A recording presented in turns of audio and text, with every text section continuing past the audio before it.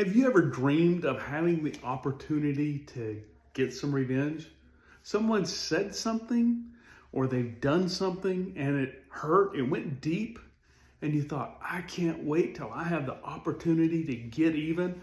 Or I'll just be honest, a lot of times I've told people, look, I don't get even, I get ahead. Not proud of it, just telling you the truth. Thanks for joining me on today's journey through the Bible. And you may be thinking, Ray, that's the weirdest way to start, but it's reality. When bad things happen to us, it's very natural for us to say, I want to get even. I want to make people hurt the way they've hurt me. I want them to feel what I've felt because of them. And in our reading in the life of Joseph, there's something remarkable about him.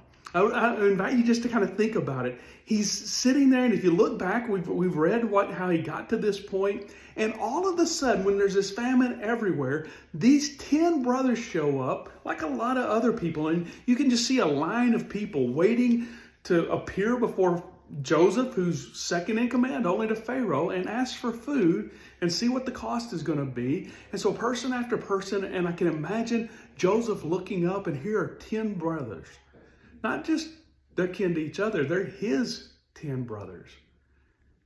And I can imagine if it's me saying, finally, you hated me, you were jealous, you threw me in a pit, you sold me into slavery, I wound up in prison, and here you are needing something. And in my best self, I could say, I don't think I'm going to help you. And on those days that aren't so good, I can imagine me saying, I want to throw you in prison, and I'm going to make you slaves, and I want you to go through what I went through because of you. And the remarkable thing that Joseph does is none of that. He not only gives them food, he actually gives them his money back, their money back for the food that they bought. And he says, because I fear God, I'm going to do this. And it really made me stop and think, Ray, how does your respect, your reverence, awe, fear of God shape the way you live? And especially in the times when I want to do the natural thing. I want people to pay. How does my respect for God and how he's treated me, and then this, and Joseph's going to make it clear in the next several days of our readings, that Joseph is aware that God was working through all of those bad situations to accomplish something far greater. And so in the moment when it would have been so easy, he says, I'm not going to do it. I'm not going to get even. I'm not going to get revenge because I respect God. And so I encourage you today to think about, how does your reverence, awe, fear, respect of God change the way you live your life?